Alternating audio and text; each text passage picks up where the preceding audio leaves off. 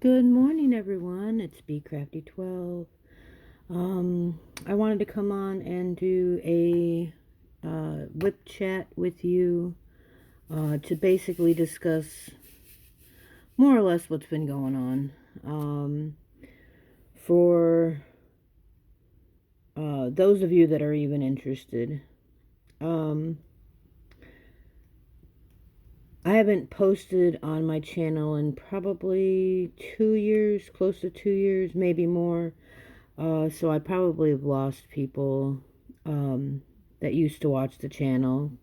I wasn't an avid video person, but I had started and was trying to get into some swaps and challenges and things like that for my channel just to, do something fun.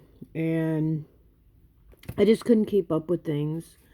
My brain would not focus on many of the things that I needed to focus on. And so I was having a really hard time just trying to figure out day to day what I was supposed to be doing. Um, I'm not great at organization. So anyway, that's not the reason why I quit YouTube or anything like that. And I didn't really quit YouTube. It was more of I can't find time to do anything. So my big thing was I started working at the newspaper, and when I signed on, I was told, "Hey, you're going to be working a couple hours a day, a couple of days, like 5 to 6 days a week. You may need to do a little bit of extra, send out some advertisements and things like that." But I was told that I, basically am working part-time doing this job. Oh, and just so you know, I'm working on Drills and Chills 2020 on Instagram. If you hashtag Drills and Chills 2020, you'll find everybody's projects there. I'm working on a 50 by 75, and he is a steampunk skull. I called him the steampunk top hatter. So I'm working on him. I don't even know if I'm going to be able to finish him because I've been waiting on drills to finish him for, well, since I received him and found out his drills were missing. It's been over a month now. But anyway, so I'm diamond painting. I don't know if everybody knows what that is, but I am diamond painting. It's been out for quite a while. I never thought in a million years I would be diamond painting. I assumed that because of my eyesight, I would never diamond paint because it's small, very small little things that you're working with. So anyway, but back to my story with the newspaper. I signed a contract for a year that I'm going to work there, and it's crazy hours. It was I was doing 4 hours of nonstop driving, and that was just my route. Then I was asked to pick up a secondary partial route because it intersected with my route. And basically what they were wanting to add it on to my route anyway. So once my contract was over, it would have been added to my route if I wanted to continue with them anyway. So I was like, yeah, it was only like 30 more boxes. Well, 30 more boxes seem to be fine, but when you're talking about a rural area, it's like another 2 hours. And she told me it was 30 boxes, 30 residents, but she also did not tell me that it was going to be an additional 300 papers that I had to deliver to stores as well. So that route ended up being, I think I was pulling in 7 hours a day. And if anybody that works either in the paper business or has been a postal worker or delivery person, you know how bad that is. It was bad on me. It was bad on my daughter, who would help me when she wasn't in high school. This was 2 years ago when she started with me, and she only worked during the summertime. My mom actually helped me, and during the wintertime when my daughter started back up with school, but she only had a couple months before she was graduating anyway, because she was one of those early outs. So anyway, what I was also not informed was that I was going to be delivering extras every single week, and that was 1,800 just for my original route, and it was another almost 800 for the secondary route. These were completed in 3 days because we had to have them done by a certain day. And so we would literally get them, spend the entire night rolling all of the extras that we had, bagging them because they all had to be bagged. You could not throw just paper out on somebody's driveway. And so they all had to be bagged and everything. And then we'd have to load the car up and then drive them all over our town and surrounding areas. My route actually covered our county and part of another, a very small portion of another. And it was just crazy. By the time we would get done every night, we were exhausted. I didn't even do any sort of crafting whatsoever. Mom and I, she's the other half of Bcrafty 12. Mom and I actually had signed up the previous year before I even started with the paper that we were going to do some craft shows. So we had commitments. So Mom's over there doing as much of the crafts as she can, and I have to settle for just bringing what I had already done because I had no strength or ability to even do any of those extra things, because not only did I have my job to do, but I also was taking care of my family. So it was feeding everybody every day. It was every weekend I was doing the lawn on top of all my deliveries. Saturday nights were also spent at my workplace because we delivered the Sunday morning paper, and it had to be in everybody's boxes by 3 a.m. in the morning. And yes, there are people that stay up or get up at 3 o'clock in the morning for their Sunday paper, and they will call and harass you if you have not supplied them with their paper. So, like I said, I did that, and it just killed me. It took everything in my body, and I didn't feel like doing anything else after that. It literally took over every part of what I was doing all the time. Okay, 3371, that's this one.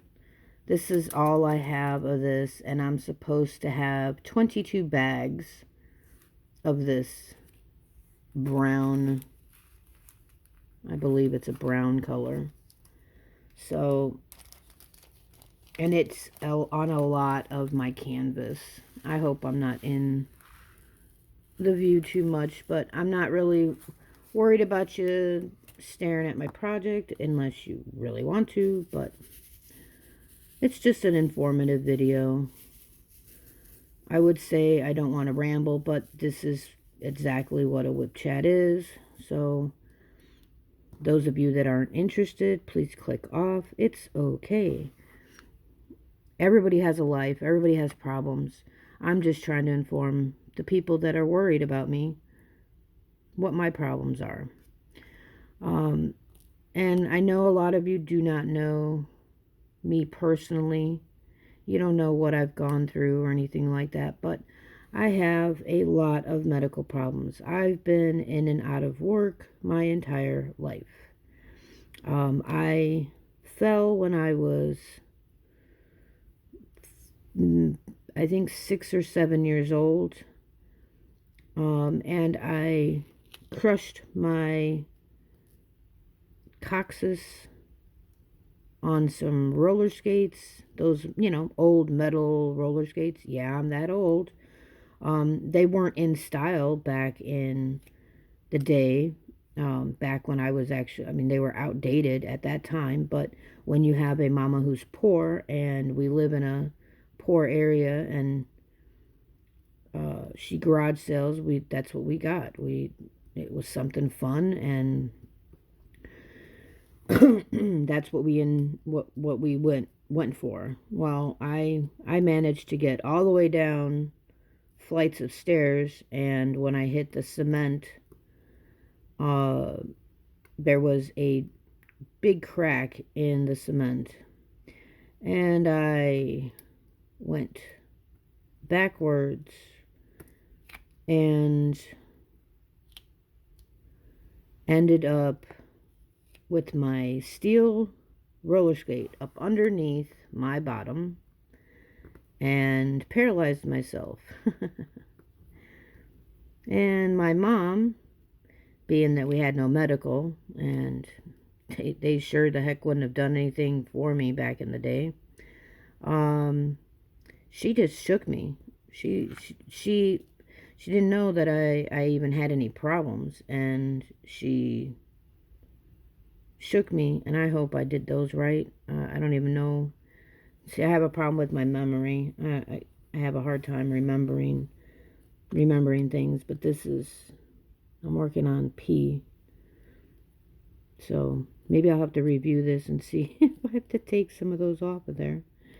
But anyway, she didn't know I was paralyzed. She was actually kneeling on me, and sure enough, I couldn't feel her, and she was terrified. So she started shaking me, apparently, and somehow I managed to not be paralyzed anymore. But because of that, I never went to see anybody. I never knew I had shattered my coccyx, which is your butt bone, for those of you that may not know. Doesn't seem like it would be that big of a deal when you do something like that, but if you think about it, you sit on it all the time. When you get up and you move, it moves. It moves with you the entire time. So, for many years, I have had shattered bits and pieces in my back, by my spine, and sometimes they attach and will actually bond to my spine, and it makes it almost impossible to walk. I've tried since then, of course. Many years ago, I had went to a doctor and saw a specialist about it, because I said, I can't do anymore. I've got to have some surgery or something. Please do something, because I didn't want to live. I had actually tried to commit suicide a couple of times, because I could not handle the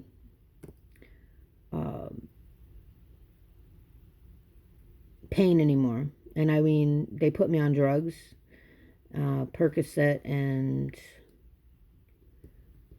I don't remember what the other one was, but Percocet was very strong, and they'd put me on some depression pills. It was real popular back in the day. But they said they're sorry, there's really nothing they can do about my back. Because unfortunately, I had waited so long that I literally, my body was, everything was bonded to all these pieces and particles, and there was an 80% chance that if they messed with any of it, it would make me paralyzed.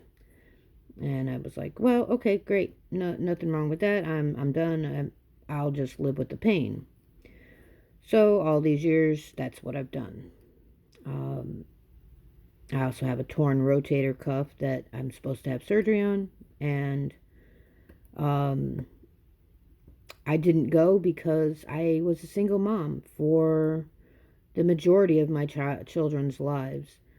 And so when you don't have somebody to take care of your kids for you, because you cannot pick them up, or you can't do any of those things, and you're on such heavy medications that you can't drive, and things like that, you don't have the ability to have somebody take over.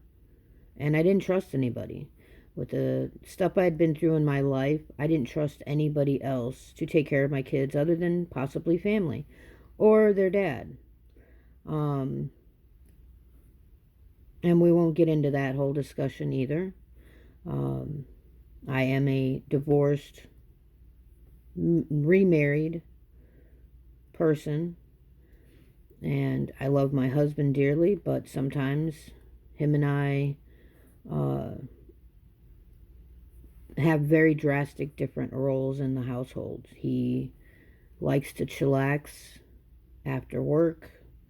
Me, I never stop working. Everything I do, I have to keep doing, because if I don't do it, it's not going to get done. I've asked my family many a times to help out, and other than forcing them with my hands, which I don't put my hands on them, but what I'm saying is, like, I would have to say, okay, can you get this done, and show them exactly what needed to be done. And I just don't have the energy to do that. So, doing all that stuff on top of working, and then doing the lawn on the weekends with my back the way it is, it takes about a day, sometimes longer. I am getting older. I'm 47 now. I feel like I'm 97. My 70-plus-year-old mother walks and moves way better than I do. And I thank God for that. I thank God because I'll be able to have her longer.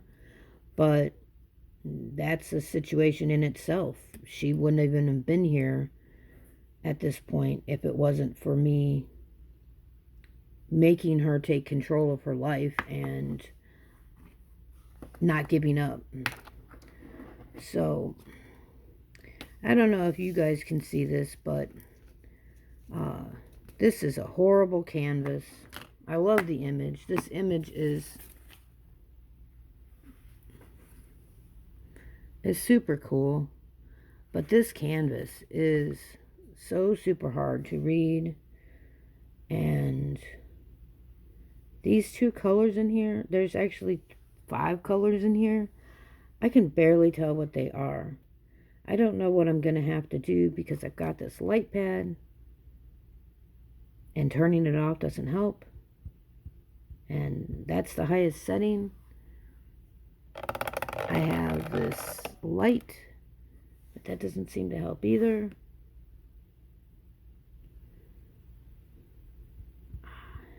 I would love to get this done, but I'm having an issue seeing any of that.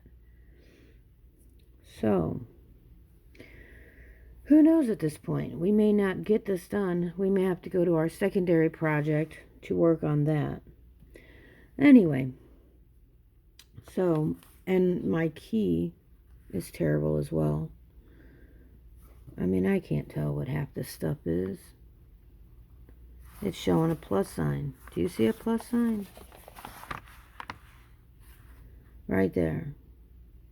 938. Let's go with that one. So, anyway, after working there for a year and finishing up my contract, she'd actually signed me up for a second year without my knowledge, because she said that I actually have to ask to not work there. I have to actually put in a resignation letter. And is that the number? No, 938. Okay, so she tells me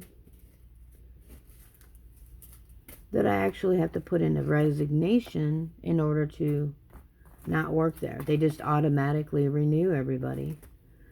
So I was like, I have no intentions on working here for a second year. I'm sorry to tell you, but I'm not doing it. I can barely move, and I am just exhausted. I am exhausted all the time. So she says, well, you can get out of your contract, but you have to get somebody else to work on your contract. So I was like, okay, great. So I talked to the rest of the crew, and I actually got some people to run my route. They only wanted to run part of it, the first part of it. And then because it ran into their route, and then I had to get somebody else to run the secondary route. And I'm like, great, okay. So I do that, and in the middle of them taking over, they die. And it hit me hard, because they were, they're a really nice guy, and he was a really nice guy, and we lost him. And he was super sweet to me, always helpful, but he had a lot of health problems, and it was one of those things where he wasn't taking care of himself. And it made me realize at that point, you're not taking care of yourself. What's to stop you from having a heart attack and dying right now either? So I said that was enough. I told my boss, I said, this other person had already signed the contract. They had already been working on it for several weeks. Actually, I think it was over a month when they passed away. And as much as I felt bad that they passed away, I wasn't taking the route back over, and I refused to sign the contract. But I told her, I will do the route until you obtain another person. So I was supposed to show up and get the secondary, do the route until the next person came in, and they immediately was like, no, we're going to go ahead and have this person do the entire route. So the other person that was already working the first part of my route was taken off of that part of the route, and they were told they had to go back to just doing their route, which was a very small route. I had one of the largest routes out there, with the most customers and the most area to get those customers. So although I only stretched about a 20-mile radius, I actually did surrounding my county and part of another county. And so literally my route, 7.5 hours long, was just a daily 7.5 hours long, just for that, and not even including the extras, which I had talked about earlier. So I was like, okay, so somebody's going to take over, everything. So I just left. I was like, that's, great.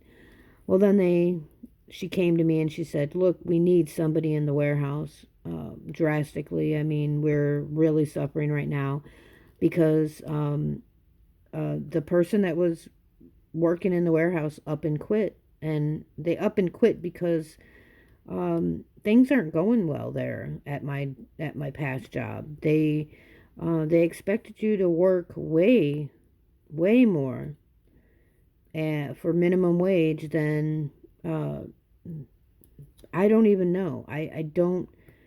I averaged out what I was getting paid for doing my job and how many hours it took us and everything. I was averaging out to about $2 an hour once I figured in my gas every day. I was filling up every other day. And I mean, I literally would not be able to go anywhere until that was done.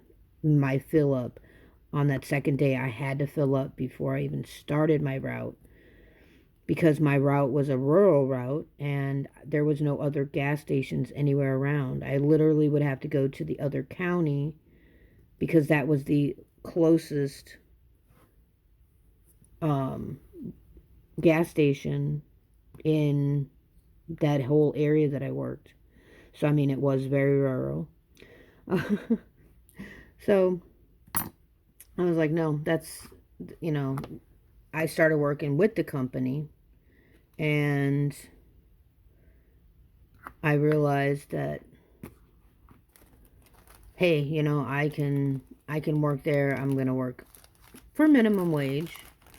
I was told that I could get a raise when I showed them that I could do the job, and I was given the paperwork on what I was going to actually have to do, and I was like, oh yeah, I'm good.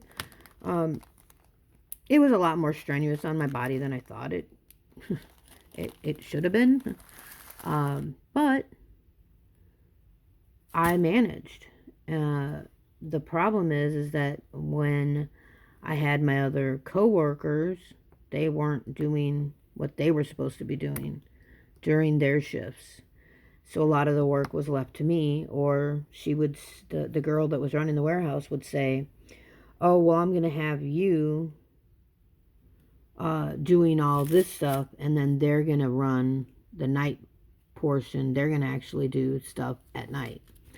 And then the person that was responsible for doing stuff at night didn't really do anything at night.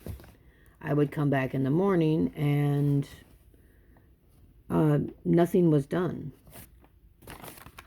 And I'm like, wait a minute, what is going on? All this stuff was supposed to be done. Why isn't it done?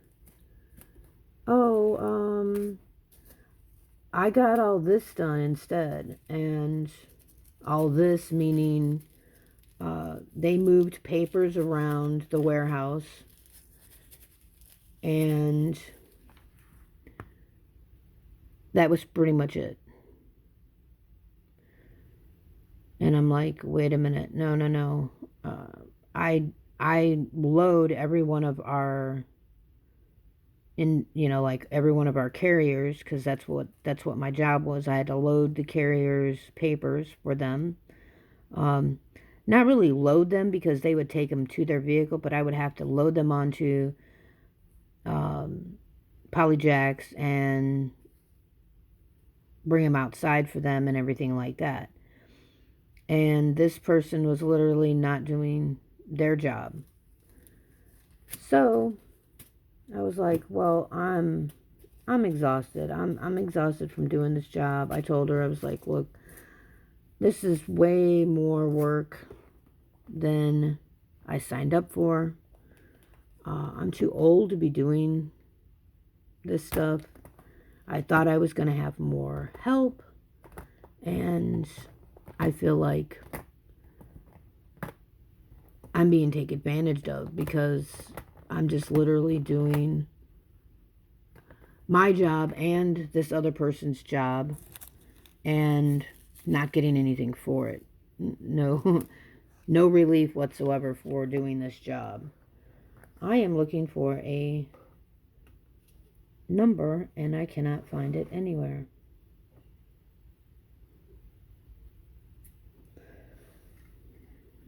And it's starting to... Oh. Was this it? No. I was looking for you which is $3.55. And I'm literally looking at all my diamonds, and I don't see it anywhere. And I know, there it is. Good Lord, help me. Y'all are probably clicked off of this BS by now.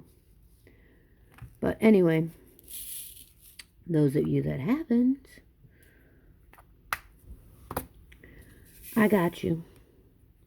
So anyway, like I said, just health-wise, I just couldn't do the job anymore. I was exhausted, all this kind of stuff. I finally put in my resignation, because I had to put in a resignation. I put in my resignation. I said, look, you know, I like the people I work with. I just can't, my body just can't take this route anymore. Or, you know, not route, but warehouse position. It's more than I can tolerate. And they found a couple of other people to just temporarily do it, because they actually got rid of all the carriers and all the non-essential staff within a few weeks after I quit, which was why they weren't worried about me quitting. And it shocked me. All my carrier friends that I made over the 2 years now are without jobs. They were literally told October, the beginning of October, that they were all losing their jobs by November 15th. And much of the paper carrier community is disabled people. You don't make a whole lot of money doing the paper carrying. I actually lost money, but they had all lost their jobs and were now fighting for some sort of work, because as an independent carrier, guess what? You can't file for unemployment either. Yeah, I know, it sucks, right? So, I got out when I could. I'm actually happy that I wasn't there till the very end, because I would have been looking for that Christmas bonus that I had gotten from my customers. Not my workplace, my customers. My customers gave me and my daughters probably close to, me and my daughter, close to $500 that we split. My money went directly to fixing the car, because the car needed to be fixed every